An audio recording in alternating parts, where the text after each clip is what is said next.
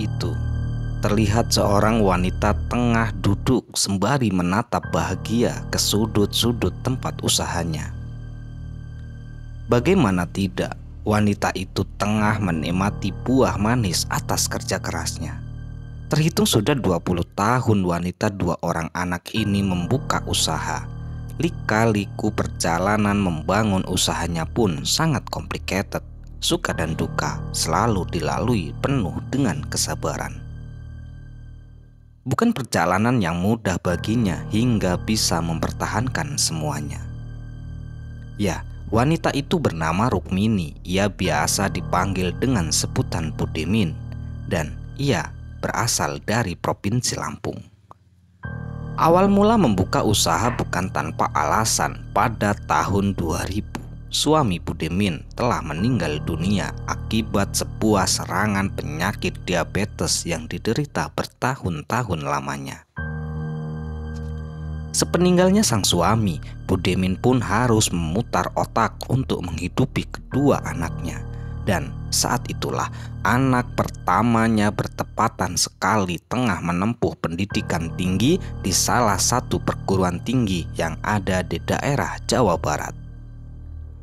Sementara anak keduanya masih duduk di bangku sekolah menengah atas.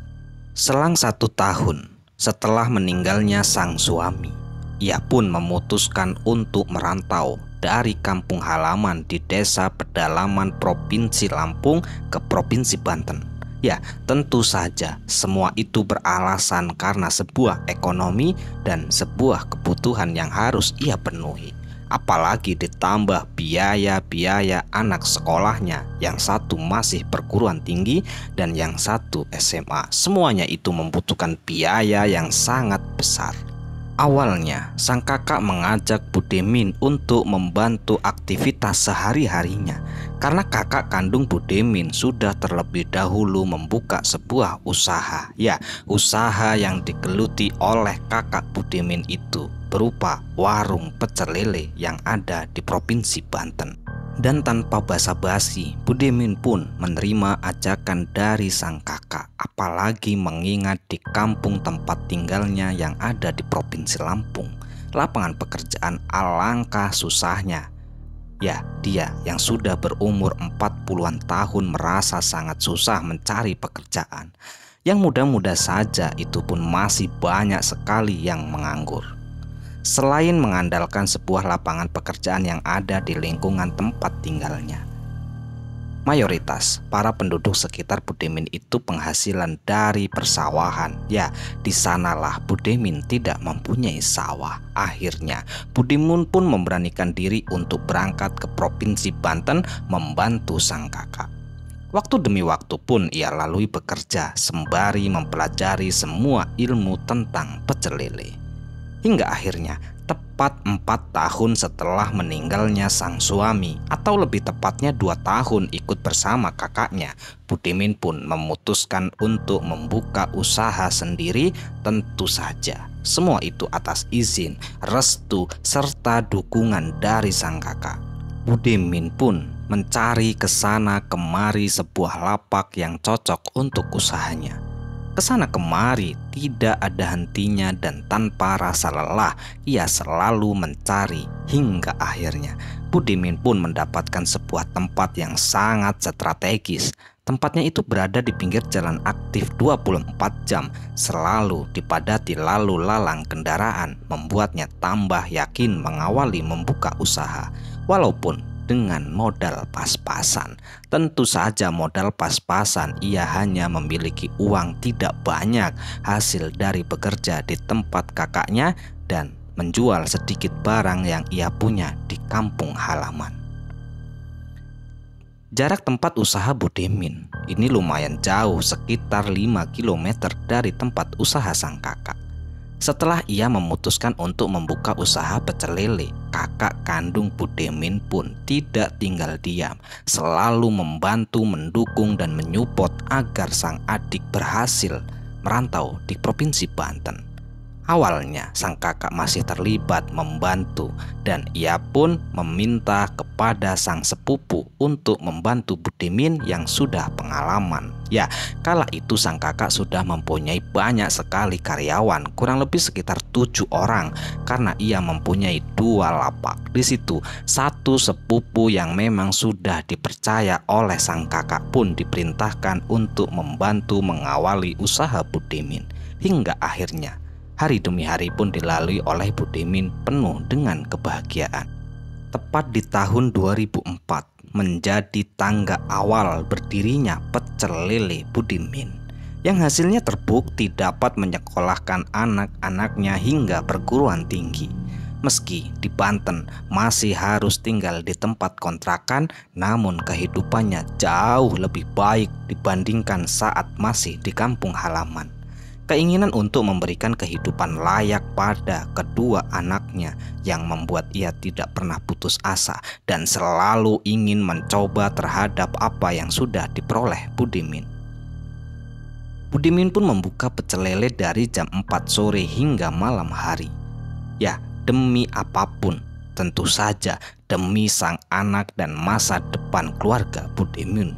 Budimin pun melewati membangun usahanya hingga akhirnya kini ia sudah mempunyai 4 orang karyawan yang dapat dipercaya untuk membantunya. Ya, keempat-empat karyawan yang membantu Budimin tidak lain tidak bukan, yaitu masih sepupu dan usianya pun sebaya dengan anak pertamanya. Dengan kedua tangan dan satu sepupu yang membantu Budimin mulai meletakkan piring nasi uduk dan pecel lele ke meja pelanggan seperti biasa. Warung Budimin tak pernah sepi pengunjung setiap hari dari awal membuka usaha hingga di tahun 2004. Bertahap demi bertahap usahanya pun semakin ramai dan semakin diminati oleh masyarakat sekitar. Maklum, warungnya berada di lokasi yang sangat strategis, dekat dengan jalan raya dan perempatan jalan, apalagi jalan itu adalah jalan aktif. Banyak sekali para pengendara, baik kendaraan besar, roda 4 pribadi maupun sepeda motor yang lalu lalang berangkat pulang pergi kerja. Mau tidak mau, orang yang jalan ataupun pengendara yang melintasi jalan tersebut sering mampir ke warung Budimin untuk melepas rasa lapar. Bukan hanya itu, warung pecel lele miliknya juga banyak yang bilang sangat-sangat enak. Berbeda dengan yang lain, ditambah bumbu khas sambal yang membuat setiap orang tidak berpikir untuk menolak. Dan singkat cerita, hari demi hari telah dilewati oleh Budi penuh dengan rasa semangat membangun usahanya dari titik nol sampai hingga saat ini. Kala itu, tepat di tahun 2005, lebih tepatnya di bulan Desember, aktivitas sehari-hari Budi dari pagi hingga siang hari ia selalu membantu kesibukan para sepupunya yang membantu berdagang di lapak pecel lele miliknya. Untuk masalah sambal, Budi selalu ikut campur dan wajib yang membuat sambal itu adalah Budi. Karena prinsip Budimin, ia berdagang harus menjaga kualitas, baik dari ikannya ataupun dari sambalnya, karena mereka semua para pelanggan sangat menikmati sambal buatan dari Budimin yang mempunyai ciri khas tersendiri. Dan Budimin termasuk salah satu seorang yang berpikir secara logika. Ia tidak begitu percaya dengan hal-hal gaib, apalagi tentang masalah penglaris yang digunakan oleh pedagang. Prinsip Budimin, yaitu mendekatkan diri kepada Tuhan Yang Maha Kuasa, selalu berdoa menjalankan semua kewajiban yang telah diperintahkan kepada umatnya. Selain itu, prinsip berdagang Budi yaitu selalu menjaga kebersihan, menjaga kualitas, dan ramah terhadap para pembeli. Itulah kunci kesuksesan seseorang berdagang. Itulah prinsip yang dipegang teguh oleh Budi. Sama sekali yaitu tak mempercayai tentang hal-hal gaib, apalagi tentang masalah penglaris. Justru sebaliknya, Budi selalu minta doa dan nasihat dari para kiai. Waktu demi waktu telah berlalu. Budimin melihat jam yang ada di ponselnya. Ternyata jam sudah menunjukkan pukul 2 siang, di mana sepupu yang mengikuti jejak Bude yang membantu Budemin sudah bersiap-siap untuk membawa semua peralatan untuk berdagang ke lapaknya. Akan tetapi secara tiba-tiba Budemin melihat dari jarak jauh terlihat sebuah sepeda motor menuju ke kontrakannya. Ya, ternyata yang menggunakan sepeda motor itu adalah kakak kandung dari Budemin yang bernama Pak Budiono. "Dari mana, Kang?" "Tumben, jam segini kok kesini loh sampean itu?" tanya Budemin kepada Pak Budiono. "Iya Min, ini loh barusan aja aku dari agen BRI ngirimin Sobri di pondok, uangnya habis katanya." "Di seberang jalan, pojokan lapakmu itu loh, itu ada pedagang baru Tomin. Kayaknya aku baru lihat loh. Sudah lama apa baru Tomin?" tanya Pak Budi sembari menghisap rokoknya. Ya, Budemin kala itu terkejut mendengarkan apa yang ditanyakan oleh sang kakak. Tentu saja Budemin itu sangat terkejut karena sehari sebelumnya ataupun lebih tepatnya beberapa hari yang lalu tidak ada seorang yang dagang di pojokannya. Pojokannya itu banyak pedagang tapi tidak ada yang dagang semacam pecel lele. Para pedagang di pojokan di seberang jalan lapak Bude itu biasanya ada nasi goreng, ada juga soto mie ayam dan lain-lain, tapi tidak bagi pecel lele. Akan tetapi kali ini apa yang ditanyakan oleh sang kakak membuat sangat terkejut dan sedikit gelisah Budemin kala itu. "Masa sih Kang? Perasaan dari kemarin ndak ada loh. Orang siap-siap juga bener-benerin ataupun mempersiapkan tempat juga nggak kelihatan tuh," jawab Bude yang sedikit merasa gelisah dengan apa yang ditanyakan oleh sang kakak. Dan tidak lama kemudian sang kakak itu pun kembali karena ia harus berdagang juga. Setelah sesaat kakaknya itu pergi meninggalkan Bude, Bude pun langsung bergegas menuju ke lapak sembari membawa barang bawaan untuk dagangannya. Sesampainya di lapak, ya kala itu Bude sangat-sangat terkejut karena melihat di seberang pojokan tempat ia jualan terlihat beberapa orang laki-laki sedang mempersiapkan mendirikan sebuah tenda yang beratapkan dengan terpal berwarna biru. Namun belum tampak sebenarnya ia akan jualan apa. Kala itu Bude masih sedikit tidak begitu percaya bahwa yang akan dagang di pojokan itu sama persis yaitu pecel lele. Semoga tidak sama pecel lele lah. Masa iya udah tahu di sini ada pecel lele, buka pecel lele juga orang sinting.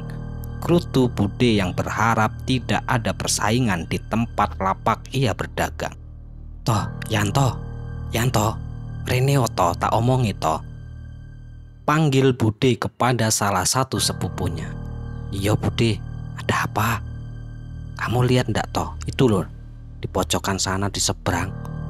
Kemarin sudah ada apa belum sih toh? Kok Bude baru lihat yo? Perasaan kemarin belum ada ya?" tanya Bude kepada Yanto.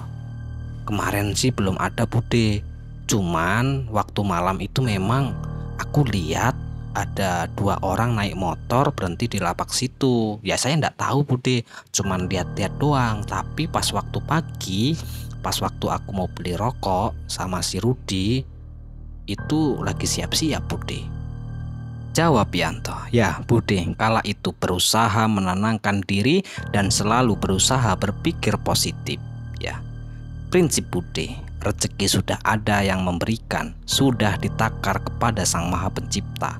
Jika rezekiku maka pembeli akan membeli tempatku, jika bukan rezekiku maka tidak akan membeli ke tempat jualanku. Ya, kala itu Bude benar-benar pasrah diri akan semua kejadian, entah itu pecel lele ataupun bukan. Waktu demi waktu telah berlalu hingga akhirnya jam sudah menunjukkan pukul 4:30 sore. Nampak begitu sangat jelas di seberang pojokan lapak pecel lele milik Budemin. Ada sebuah spanduk yang bertuliskan nasi uduk, pecel lele, ayam goreng, dan ati ampela. Ya, kala itu Bude benar-benar merasa sangat terkejut. Astagfirullah, ada-ada aja si orang. Masa iyo buka pecel lele kok sama? Deketan lagi. Mbok iyo cari tempat yang lain ngapa sih? Tempat yang lain juga masih banyak kok bukanya di sini. Gerutu Budi sedikit marah melihat sang pedagang baru yang sangat mencolok menyaingi persaingan dagang milik Budi. Budi hanya bisa terdiam melihat menatap ke arah pedagang baru. Kala itu Budi benar-benar sedikit penyakit hati mulai merasukinya. Namun Budi tetap berusaha tenang menghadapi semua masalah dan cobaan yang kali ini ia datang. Tentu saja Budi menganggap itu semua sebagai cobaan kepada dirinya. Ya, ia takut jika para pelanggan itu pindah membeli ke tempat baru meninggalkan tempat Budi. Semua itu tidak diharapkan oleh Budimin. Dan singkat cerita, hari demi hari telah berlalu. 1 minggu setelah ada pedagang baru di pojokan lapak Budi. Tidak nampak sedikit pun keanehan-keanehan yang dialami oleh Budi. Para pengunjung yang biasanya datang pun masih berdatangan silih berganti, masih sempat mengantri dan begitu sangat ramai. Tentu saja tempat Budimin itu selalu ramai karena harganya itu sangat terjangkau. Kala itu tepat di sekitar jam 8 malam. Sebuah motor terparkir di lapak Budi. Ya, kala itu yang datang adalah pelanggan lama Budimin yang bernama Mas Oyo. Budi, dibungkus yo 4. Lelenya 2, ayamnya 2, sama es tehnya 2 yo. Ucap laki-laki itu pesan kepada Budi. Lalu Budi pun memerintahkan sepupunya yang bernama Yanto untuk membuatkan pesanan dari Mas Doyok.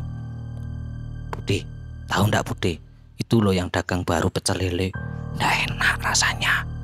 Kemarin aku coba beli, sama sekali ndak enak. Tetep paling mantul, paling enak itu tempat Budi. Enak sambelnya Budi. Ucap laki-laki itu secara tiba-tiba yang membuat Budi sedikit tertawa. Ada-ada aja sih mas. Semua itu rasanya sama mas. Hati-hati lo Budi, ada persaingan baru. Biasanya kan kalau pedagang kayak gini mainnya itu kan santet-santetan Budi. Nanti Budi dibikin salah lagi sama pedagang baru itu. Cari Budi buat jaga-jaga, buat tameng jenengan. Ucap laki-laki itu yang membuat Budi tertegun kala itu. Budi lantas lalu berpikir, otaknya pun dipenuhi begitu banyak sekali pertanyaan-pertanyaan tentang apa yang telah dikatakan pemuda itu tentang masalah tameng. Ya, Budi tidak mempercayai hal-hal semacam itu. Dari awal dia itu membuka usaha hingga saat ini tidak pernah menggunakan semacam itu. Namun kali ini ia benar-benar terkejut mendengarkan apa yang disampaikan oleh si Doyok yang membuatnya sangat terkejut. Piro Budi? Lele 2, ayam 2 sama es teh manisnya 2. Berapa yo mas? Nanti mas tak hitung dulu mas. Lele 2 itu 30, sama ayam 2 itu 32. Berarti 62 ditambah 10.000, jadi 72.000 mas. Ucap Budi kepada Mas Doyok.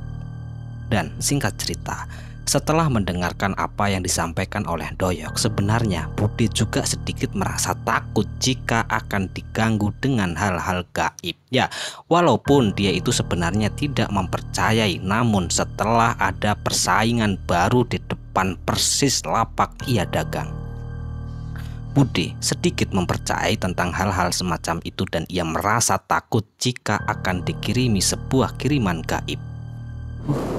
Tapi masih ramai kok, kayaknya ndak mungkin lah aku bakal dikirimin aneh-aneh, bakal disalah sama orang baru. Gerutu Budi sembari melamun menatap ke arah pedagang baru. Ya, kala itu Budi berusaha untuk menenangkan pikirannya dan tidak memikirkan hal itu lagi. Hari demi hari pun berlalu. Tepat kurang lebih hampir 2 minggu setelah ada pedagang baru, tidak ada sedikit keanehan, tetap saja masih ramai. Ya, pengunjung lamanya masih silih berganti datang membeli. Namun sedikit berkurang. Ya, kala itu Bude hanya berpikir ya mungkin pelanggan-pelanggannya itu bosan ataupun sedang pulang kampung atau ada kesibukan lain. Hanya itu yang dipikirkan Bude. Akan tetapi setelah berjalannya waktu, hari demi hari, pelanggan Bude benar-benar semakin sepi saja. Kala itu Bude masih beraktivitas seperti biasa, yaitu membantu para sepupunya yang membantu berjualan pecel lele miliknya. Tepat di sekitar jam 4 sore, lapak milik Budemin telah dibuka dan terlihat sangat jelas lapak di seberang sana. Terlihat begitu sangat jelas tertuliskan sebuah spanduk yang sama persis dagangan milik Bude telah dibuka. Namun keanehan mulai muncul, di mana di waktu sore jam 4 telah terlihat banyak sekali pengunjung yang sudah membeli ke tempat baru itu. Namun tempat Bude belum ada satupun pengunjung hingga akhirnya waktu malam pun telah tiba. Di sekitar jam 10 para pengunjung yang silih bergantian datang memadati tempat dagangan baru. Tempat Bude semakin sepi saja. Dari sore hingga malam hari pun hanya 8 porsi yang terjual. Ia sedikit tertegun dan merasa heran. Kenapa yo? Akhir-akhir ini kok punyaku sepi saja. Kerutu Bude memikirkan tentang masalah nasib dagangannya yang kian hari kian sepi saja. Tepat di sekitar jam 11 malam, akhirnya Bude pun memutuskan untuk menutup karena tidak ada pengunjung yang membeli dagangannya. Dan di situ dari awal membuka sampai hari ini pun kurang lebih hampir 1 minggu dagangannya selalu sisa dan selalu basi terbuang. Waktu demi waktu telah berlalu, hari mulai berganti minggu dan minggu mulai berganti bulan. Dan saat ini sudah hampir 3 bulan. Ya, 3 bulan warung Bude semakin hari semakin sepi saja. Dan kala itu Bude sangat dikejutkan dengan kabar dari salah satu pelanggan ketika ia membeli untuk dibawa pulang alias dibungkus. Sesampainya di rumah ternyata dibuka, nasinya sudah basi. Ya, sudah basi. Bahkan selain nasi basi, di dalam lele yang telah digoreng garing dengan minyak yang sangat panas, terlihat hewan melatak kecil saling berjalan-jalan. Ya, hewan itu adalah belatung. Tidak hanya satu pelanggan saja yang komplain, ternyata semakin hari semakin kesini banyak sekali para pelanggan lama yang komplain kepada Budemin bahwa nasinya juga basi dan ada sebuah belatung yang ada di pecel lele yang ia jual. Bude benar-benar merasa terkejut setelah mendengarkan komplain dari pelanggan-pelanggannya. Selain itu, Bude merasa sangat bersalah atas apa yang sudah ia lakukan, yaitu menjual bahan-bahan basi. Padahal ia itu selalu mengecek bahan baku yang akan ia jual, termasuk nasi. Nasi itu masih panas, ya masih panas, baru saja matang dari sebuah magicom lalu ia jual. Tidak mungkin semua itu akan basi. Ya, tentu saja semua itu menjadi tanda tanya besar bagi Budemin. Selain nasi basi, Bude selalu membeli lele dan ayam yang masih segar. Bahkan lelenya pun ketika ia beli sampai dibawa ke lapak itu masih hidup. Kejadian demi kejadian yang selalu dialami oleh Budemin, yaitu nasi basi dan ada sebuah belatung di tempat jualannya. Ya, itu semua penyebab para pelanggan Bude meninggalkannya dan membeli di tempat yang baru yang berada di pojokannya. Dan singkat cerita, setelah kejadian yang dialami oleh Bude, Bude pun memberitahu kepada sang kakak dan sang kakak pun menasehati ataupun lebih tepatnya menyarankan Bude untuk menanyakan hal semacam itu, meminta pertolongan kepada salah satu saudaranya yang ada di Metro Provinsi Lampung. Ya, kala itu kakaknya pernah mengalami hal semacam itu dan dibantu oleh saudaranya yang ada di Metro, dan alhamdulillahnya usaha dari Pak Budi itu masih bisa bertahan hingga saat ini. Walaupun gempuran demi gempuran persaingan yang semakin ketat di era-era zaman seperti ini, usahanya pun masih bisa bertahan. Kala itu, Budi pun memutuskan untuk meminta bantuan kepada saudaranya yang ada di daerah Metro. Ya, saudara yang ada di daerah Metro itu bernama Mbah Nono. Sebenarnya Mbah Nono ini belum berusia tua, sekitar masih 40 tahun, akan tetapi beliau sudah dituakan dan sudah dipercayai oleh banyak orang termasuk warga sekitar, membantu, menolong, dan mengobati semua masalah penyakit yang diderita oleh pasien-pasien yang meminta bantuannya. Tidak hanya satu ataupun dua yang sembuh, banyak sekali yang sudah sembuh, membuatnya sangat-sangat dikenal dan sangat-sangat dikagumi oleh warga sekitar. Selain itu, orangnya juga baik, orangnya juga ramah, dan orangnya sangat-sangat dermawan. Dan singkat cerita, Budi pun berangkat dari Provinsi Banten menuju ke daerah Metro, menaiki sebuah travel jurusan Jakarta-Lampung. Sesampainya di rumah saudaranya yang bernama Mbah Nono, Budimin pun menceritakan semua masalah, kejadian demi kejadian yang dialami tentang usahanya. Ya, kala itu saudaranya itu tidak menjawab panjang lebar. Memang Mbah Nono itu orangnya pendiam, hanya berbicara yang penting-penting saja. Orangnya tidak suka bercanda gurau, orangnya sangat pendiam sehingga membuatnya sangat-sangat dikagumi dan sangat disegani. Beliau hanya mengatakan semua ini ada orang yang tidak suka kepadanya. Ini gini Mbak, iya sebenarnya usaha sampean itu ada yang tidak suka. Ada yang nyalahin agar usaha sampean itu bangkrut, agar tutup. Ya wajar lah, namanya juga orang dagang, banyak persaingan.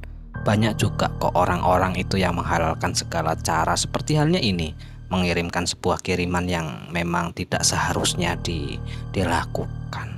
Jawab Mbah Nono sembari duduk bersila dan terlihat memegang rokok di sela-sela jemarinya.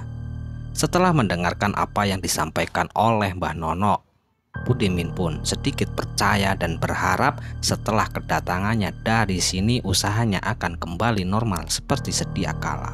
Selain mengatakan itu, Mbah Nono pun membawakan sebuah secari kertas bertuliskan Arab. Ya, itu namanya adalah sebuah raja yang manfaatnya untuk menalak bala, paling tidak menjadi penangkal ketika ada orang yang jahil ingin mengirimkan hal gaib kepadanya. Ya, Mbah Nono pun meminta kepada Budimin agar selalu menaati, menjalankan semua kewajiban dan perintah dari Sang Maha Pencipta sebagai umat beragama. Dengan didasari dan dilandasi sebuah keimanan, menjalankan kewajiban, membersihkan hati dan pikiran, niscaya semua tingkah laku dan jejak langkah kaki membuat sebuah usaha akan dilancarkan kepada Sang Maha Kuasa. Kuncinya hanya satu yang disampaikan oleh Mbah Nono, bahwa ketika hati kita bersih, ya, hati kita bersih dari segala macam penyakit sehingga pikiran pun ikut bersih, tindakan akan lebih baik dan bermanfaat yang membuat apapun yang dikerjakan pasti akan membuahkan hasil yang sangat-sangat memuaskan. Dan singkat cerita, setelah Budimin meminta bantuan kepada Mbah Nono, Budimin pun kembali ke Provinsi Banten. Dengan harapan yang sangat besar, ia pun melakukan aktivitas seperti biasanya, yaitu berdagang pecel lele. Hari demi hari ia lewati, walaupun keadaan awal masih saja sepi, hingga akhirnya minggu mulai berganti bulan, warungnya mulai pulih seperti sedia kala. Ya, kala itu tepat di 3 bulan setelah meminta bantuan kepada Mbah Nono, usahanya pun benar-benar kembali seperti sedia kala. Budi pun sangat-sangat bersyukur dan berterima kasih atas semua pertolongan Mbah Nono kepadanya. Tentu saja semua itu atas izin Allah Subhanahu wa Ta'ala melalui Mbah Nono, sehingga membuat warungnya kembali seperti sedia kala. Selain itu, Tuhan pun Maha Adil dan akan menunjukkan kekuasaannya, siapa yang salah dan siapa yang benar. Makhluk ketika berbuat baik, maka kebaikan akan selalu menyertainya, dan sebaliknya ketika seorang makhluk berbuat buruk, maka keburukan akan menimpa dirinya. Dan di saat itulah benar-benar nyata dan terbukti di depan mata kepala Budimin sendiri, warung yang baru saja buka berada persis di depannya yang ramai secara tiba-tiba dan di waktu itu hanya bertahan 7 bulan. Warung itu pun perlahan demi perlahan mulai tidak ada yang beli, hingga akhirnya sang pemilik usaha pun dinyatakan bangkrut karena terlilit hutang yang sangat banyak sekali sehingga ia tidak bisa melanjutkan dagangnya.